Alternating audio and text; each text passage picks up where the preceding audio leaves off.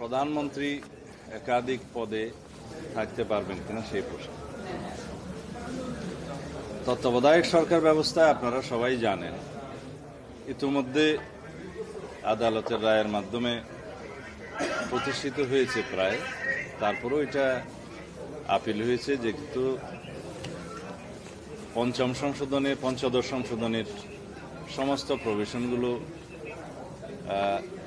In total পুরোটাই বাতিল চেয়ে যে রিটটা হয়েছিল, সেটার রায়ের প্রেক্ষিতে যারা রিট আবেদনকারী তারা তাদের পূর্ণাঙ্গ সেই রিটের আমরাও অংশগ্রহণ করেছিলাম। এক্সপেকটেশন অনুসারে সেই রায়টাতে পুরোটা তাদের আবেদনে যা ছিল তা মঞ্জুর হয়নি বিধায় আপিল বিভাগে সেটা আপিল হয়েছে অথবা হবে। আবার ত্রয়োদশ সংশোধনী বাতিলের যে রায়টা অ্যাপিলেট ডিভিশনে পেন্ডিং আছে, তার মানে রিভিউতে পেন্ডিং আছে, সেটাও ডিসপোজ অফ হওয়ার পর্যায়ে আছে যদি শুনানি হয়। সেই দুটো ক্ষেত্রেই আমরা আশা করি যে তত্ত্বাবধায়ক সরকার পদ্ধতি আদালতের রায়ের মাধ্যমে পুনঃপ্রতিষ্ঠিত হবে। তারপরেও জাতীয় সংসদের এখতিয়ার আছে, লেজিসলেচারের সম্পূর্ণ এখতিয়ার আছে নতুন করে লেজিসলেট করার। সেই ক্ষেত্রে ত্রয়োদশ সংশোধনীতে যেভাবে তত্ত্বাবধায়ক সরকারটা প্রতিষ্ঠিত হয়েছিল সেই বিধানের বাইরে, অর্থাৎ জুডিশিয়ারিকে, বিচার বিভাগকে বাইরে রেখে আর কোনো অপশন কয়েকটি রাখা যায় কিনা, যেহেতু জুডিশিয়ারিকে বাইরে রাখার ক্ষেত্রে মোটামুটি একটা ঐক্যমত্য আছে বিচার বিভাগকে বিতর্কের বাইরে রাখার জন্য। তো সেই অপশনগুলো আলোচনা অনেকদিন হয়েছে। আজকে একটা ড্রাফট মোটামুটি সবার মতামতের প্রেক্ষিতে ঐক্যমত্য কমিশন থেকে প্রণয়ন করা হয়েছে, কিন্তু সেইখানেও কোনো অবজারভেশন আছে কিনা, ছোটখাটো কোনো সংশোধনী আনতে হবে কিনা, সেটা যার যার দলীয় ফোরামে আলোচনা করে আগামীকালকে পরশুদিন সকালে উপস্থাপনের জন্য ওনারা সময় নির্ধারণ করেছেন। এখানে বিস্তারিত আর না বললেই ভালো হয়। আপনাদের কাছে হয়তো কাগজটা ঐক্যমত্য কমিশনের কাছ থেকে হয়তো ড্রাফটটা পৌঁছে যেতেও পারে, না হলে আপনারা কালেকশন করে নেবেন। আর প্রধানমন্ত্রীর একই পদে, মানে কয়েকটি পদে থাকাটা নিয়ে কিছু প্রস্তাব এসছে। আপনারা আগে জানেন, এটা অনেকবার ডিসকাসড হয়েছে যে একই ব্যক্তি প্রধানমন্ত্রী, সংসদ নেতা এবং দলীয় প্রধান এই একাধিক পদে থাকতে পারবেন কিনা। বিস্তারিত আলোচনা শেষে অধিকাংশের মধ্যে একটা মতামত এসছে যে প্রধানমন্ত্রী এবং তার সাথে সংসদ নেতার ভূমিকাটা প্রায় অঙ্গাঙ্গিভাবে জড়িত।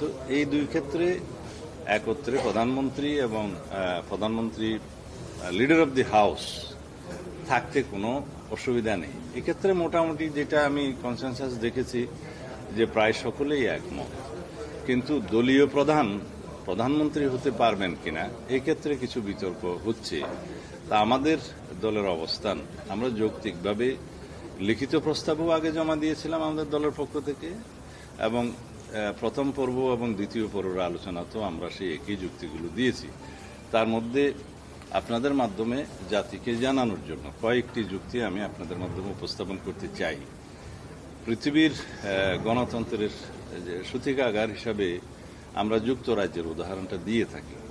সেখানেও দলীয় প্রধান এবং প্রধানমন্ত্রী একই ব্যক্তি হয়ে থাকেন। কয়েকটি দেশে মাঝে মধ্যে এটার ব্যতিক্রম হয়ে থাকে, তবে সেটা সংসদীয় দলে যারা সরকারি দলের যে পার্লামেন্টারি পার্টি হয়, সেই পার্টি ডিসাইড করে যে পার্টি কাকে প্রধানমন্ত্রী হিসাবে সিলেক্ট করবে। সেটা কোনো ইলেকশন প্রসিডিউর নয়। যারা মেজরিটি পার্টি হয় পার্লামেন্টে অথবা জোট হয়, তারা পার্লামেন্টারি পার্টি ফর্ম করে তারা ডিসাইড করে কোন ব্যক্তি প্রধানমন্ত্রী হবেন। এখন সেই ব্যক্তি যদি কোনো একটা দলের প্রধান হন, সেই ক্ষেত্রে তাকে এটা অযোগ্য ঘোষণা করা হয় না বা অযোগ্যতা থাকে না, কারণ এটা একটা ডেমোক্রেটিক প্র্যাকটিস যে ডেমোক্রেসিতে কোনো ব্যক্তি প্রধানমন্ত্রী হলে তাকে অপশন হিসেবে কোনো রাজনৈতিক দলের প্রধানের পদটা ছাড়তে হবে, এরকম কোনো প্র্যাকটিসটা সাধারণত দেখা যায় না। দুই একটা ক্ষেত্রে এক্সেপশন থাকতে পারে, কারণ এটা একটা তার ডেমোক্রেটিক রাইট যে দলীয় প্রধান হওয়ার কারণেই কি তাকে প্রধানমন্ত্রীর পদে যোগ্যতা ঘোষণা করা হচ্ছে, এরকম একটা প্রশ্ন আসতে পারে।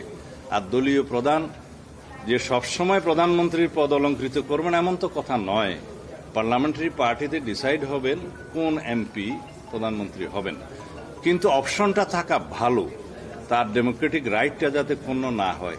যে ব্যক্তি দলীয় প্রধান হন তার যাতে রাইটটাও ক্ষুণ্ণ থাকে যে তিনি ইচ্ছা করলে প্রধানমন্ত্রী তো পদ নিতে পারেন।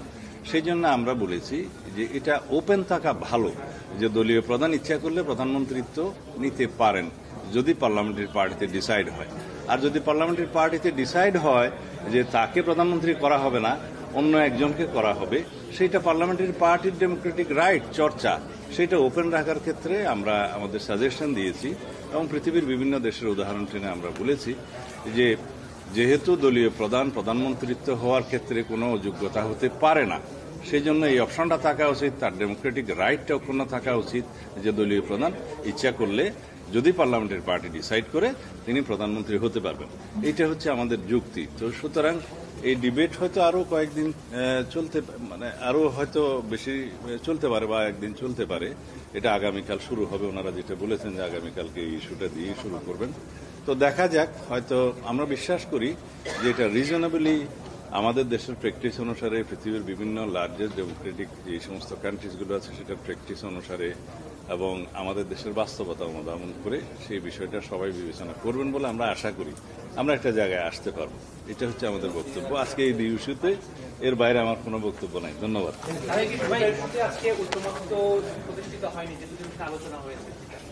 আমরা প্রায় তো কাছাকাছি এসেছি এই প্রধানমন্ত্রী পদে এবং রাজনৈতিক দলের প্রধানমন্ত্রী একই সাথে এবং একই সাথে লিডার অব দি হাউস হওয়ার ক্ষেত্রে দুইটা বিষয়ে তো প্রায় সবাই একমত যে লিডার অব দি হাউস এবং প্রধানমন্ত্রী একই ব্যক্তি হতে পারেন। বিতর্কটা এখন চলছে যে দলীয় প্রধানের পদে উনি থাকতে পারবেন কিনা, সেটা আলাপ আলোচনার মধ্য দিয়ে হয়তো এক জায়গায় আসতে পারবো। আমরা আমাদের পজিশনটা জানালাম এবং যৌক্তিকভাবে জানালাম, ইনস্টেন্স দিয়ে জানালাম যে দলীয় প্রধানের পদে থাকাটা তো যোগ্যতা হতে পারে না। আর তাছাড়া এটা একটা ডেমোক্রেটিক রাইট হরণ করার মতো হবে সেই ব্যক্তির যে শুধুমাত্র দলীয় প্রধান থাকার কারণেই কি প্রধানমন্ত্রী পদে তাকে বিবেচনা করা হবে না। এটা রাইট হচ্ছে ডেমোক্রেটিক্যালি পার্লামেন্টারি পার্টির, মেজরিটি পার্টির ডিসিশন যে তারা কাকে মনোনয়ন দেবে প্রধানমন্ত্রীর পদে। পার্টির প্রধানকেও দিতে পারেন, অন্য একজনকেও দিতে পারেন। সেটা ওপেন থাকা উচিত, অপশনটা থাকা উচিত। এখানে হাত বেঁধে দেওয়া ঠিক হবে না, এটা ডেমোক্রেসির বিরুদ্ধে যাবে অনেকটা। Thank you. তত্ত্বাবধায়ক নিয়ে যে আলোচনার পরে যে খসড়াটা আসছে সেটাতে কি বিএনপি একমত হয়েছে? না, যে খসড়াটা এসছে এটা আমার হাতে আছে, এটা আমরা দলীয় ফোরামে কালকে আলোচনা করব। ওনারা সুযোগ দিয়েছেন সবাই যেন আলোচনা করে মঙ্গলবার দিন সকালে মতামত উপস্থাপন করে। বিএনপি তো আগে একটা প্রপোজাল দিয়েছিল, আপনাদের একটা প্রপোজাল দিয়েছিলেন 2 থেকে 4 পর্যন্ত।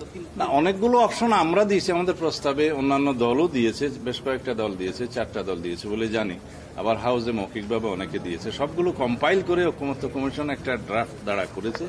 এইটার ক্ষেত্রে যদি কোনো মতামত থাকে তাইলে দেবে, বা কোনো কারেকশন যদি থাকে, কোনো অবজারভেশন থাকে দেবে, অথবা অ্যাজ ইট ইজ যেভাবে দিয়েছে সেভাবে একমত হওয়া যায়। কিন্তু যেহেতু এটা আমাদের দলীয় ফোরামে আলোচনা করতে হবে, সেই ডিসিশনটা আমি এই মুহূর্তে দিতে পারবো না আমাদের দলের পক্ষ থেকে। আর একটা বিষয় যেটা হচ্ছে যে আপনারা যে প্রস্তাবটা দিয়েছিলেন সেখানে দ্বিতীয় যে মেথড ছিল যে প্রধানমন্ত্রী, বিরোধী দলীয় নেতা, স্পিকার এবং ডেপুটি স্পিকার, ওইখানে 4-4 টাই হয়ে যায়। পরের যে মেথডটা 3 নম্বর, সেখানে রাখছিলেন 6 জন রে, সেখানে আবার রাষ্ট্রপতির ভোটাধিকার আছে, সেটাও টাই হয়ে যায়। তারপরে যেটা রাখছিলেন সেটাতে ডেপুটি স্পিকারকে রাখেন নাই, কিন্তু রাষ্ট্রপতিকে রাখছেন এবং 5% বেশি ভোট। তো এটা অ্যানালাইসিস করলে দেখা যায় কমিটি যেভাবেই হোক আইদার সরকারি দল মেজরিটিতে থাকবে অথবা ইকুয়াল থাকবে। তো আপনারা কি এরকম চান যে তত্ত্বাবধায়ক সরকার ভবিষ্যতে যেই হোক সেই সরকারি দলের মাধ্যমে আসবে? না, সেটা আমাদের প্রস্তাব এরকম না। আমরা রাষ্ট্রপতিকে প্রিসাইড করার জন্য কয়েকটা অপশন রেখেছিলাম, কিন্তু আমাদের রিফাইন্ড যেটা ভার্সন আমরা জমা দিচ্ছি ওখানে আর প্রেসিডেন্টের অপশনটা রাখি নাই। তো সেটা এভরিডে কিছু কিছু রিফাইন্ড হচ্ছে। এখন যে প্রশ্নটা আপনি করলেন তাতে আমার মনে হয় আমাদের সবার পরিষ্কার হওয়া উচিত যে আমরা অপোজিশন লিডার এবং থার্ড মেজরিটি পার্টি যারা আছে তাদের সমন্বয়ে কমিটি করার ক্ষেত্রে আমরা সবাই প্রায় একমত। কারণ ওখানে প্রধানমন্ত্রী, অপোজিশন লিডার এবং থার্ড মেজরিটি পার্টির থেকে একজন, এর সমন্বয়ে 3 জন অথবা আর 2 জন থাকতে পারে, প্রধান বিরোধী দল থেকে একজন, সরকারি দল থেকে একজন, সেই হিসেবে 5 জনের কমিটি হতে পারে এবং তাদের জমা দেওয়া হবে বা ওপেনলি সেই কমিটি জনগণের কাছ থেকে বা অন্যান্য পার্টিগুলোর কাছ থেকে একটা নাম আহ্বান করতে পারে, সেখান থেকে পছন্দ করা যেতে পারে এবং সেটি অপশন যদি না হয় তারপরে মানে সরকারি দল, বিরোধী দল এবং থার্ড মেজরিটি পার্টি তাদের কাছ থেকে নাম চাওয়া হতে পারে, সেটার অপশন আছে এবং সেই নামগুলোর মধ্যে দিয়ে আবার পরস্পর পছন্দের মধ্যে দিয়ে একটা শর্ট লিস্টিং হবে। সেই শর্ট লিস্টিংটা কিভাবে ঐকমত্যে আসা যায় সেটার একটা প্রভিশন রাখা হয়েছে। যদি ওইভাবে ঐকমত্যে আসা না হয় তারপরে র্যাঙ্ক চয়েস ভোটিং এর ক্ষেত্রে একটা বিধান রাখা হয়েছে, সেইটা নিয়েই বোধহয় মেইনলি আলোচনাটা করতে হবে। তো এখানে সবাইকে র্যাঙ্ক চয়েসের ক্ষেত্রে আমরা বিবেচনা করছি, তবে সেটা আমাদের দলীয় ফোরামে একটু আলোচনা করে কিভাবে কি করলে ভালো হয়। এখানে আমরা কাউকে বাদ রাখতে চাচ্ছি না, এটা একটা ইনক্লুসিভ একটা বডি এবং সেটা বাছাই কমিটি, তারা যাতে ভবিষ্যতে তত্ত্বাবধায়ক সরকারে একজন নিরপেক্ষ ব্যক্তিকে এবং এমন একজন সিটিজেনকে, বিশিষ্ট ব্যক্তিকে নির্বাচন করতে পারেন সবাই মিলে, যার বিরুদ্ধে কোনো রকমের কোনো আপত্তি থাকবে না, একটা ঐকমত্য থাকবে এবং তার মধ্য দিয়ে প্রধান উপদেষ্টা অন্যান্য উপদেষ্টাদের নিয়োগ করবেন। অন্যান্য পাওয়ার ফাংশন প্রায় আগের মতোই রাখা হয়েছে, যেমন 90 ডেজের বিধানের ক্ষেত্রে তত্ত্বাবধায়ক সরকারের ক্ষেত্রে একই রকম বিধান থাকবে। এই তত্ত্বাবধায়ক সরকারের বর্তমান যেটা 13 অ্যামেন্ডমেন্টের পজিশন আছে সেটার নাম কিন্তু হচ্ছে নিরপেক্ষ দল নিরপেক্ষ তত্ত্বাবধায়ক সরকার। এখানে যদি কেউ এই নামটা অন্যরকম রাখতে চায়, সবাই যদি অ্যাকসেপ্ট করে সেটাও হবে, তবে তত্ত্বাবধায়ক শব্দটি থাকতেছে এবং নিরপেক্ষ তত্ত্বাবধায়ক সরকার যে বিধানটা আছে আর্টিকেল 58 অনুসারে গ অনুসারে সেই নামটাও থাকতে পারে এবং পাওয়ার অ্যান্ড ফাংশন দিয়ে হবে বাকিটা নির্ধারণ। এই পাওয়ার অ্যান্ড ফাংশনের ক্ষেত্রে আগে যেভাবে উচ্চারিত হয়েছে তৈরি সংশোধনীতে সেটা একই রকম আছে, যেমন তারা প্রধান উপদেষ্টা প্রধানমন্ত্রীর পদমর্যাদা এবং পাওয়ার ফাংশন উপভোগ করবেন, তাদের রুটিন দায়িত্বের বাইরে আর কোনো দায়িত্ব থাকবে না এবং প্রধান উপদেষ্টা 90 দিনের জন্য উপদেষ্টা পরিষদ গঠন হবে। যদি কোনো কারণে অ্যাক্ট অফ গড, যেটা ফোর্স মেজর হিসেবে পরিচিত, সেরকম কোনো কারণ হয়, আমাদের দেশ যেহেতু দুর্যোগ প্রবণ এলাকা, বন্যা প্রবণ এলাকা মানে দেশ, সেই ক্ষেত্রে হয়তো আরো 90 দিনের পরে 30 দিন এক্সটেন্ড করা যায় কিনা সেটা নির্বাচনের ক্ষেত্রেও আছে। এই ক্ষেত্রেও সেই 90 দিনের পরে একটা অপশন রাখা হয়েছে, যদি সেরকম কোনো কারণ ঘটে তাহলে আরো 30 দিন সময় তারা পাবেন। এগুলো সব আগের মতোই মোরলেস রয়ে গেছে, পাওয়ার অ্যান্ড ফাংশন আগের মতোই রয়ে গেছে, গঠন প্রণালী নিয়েই শুধু আলোচনাটা হচ্ছে। এটা থ্যাংক ইউ।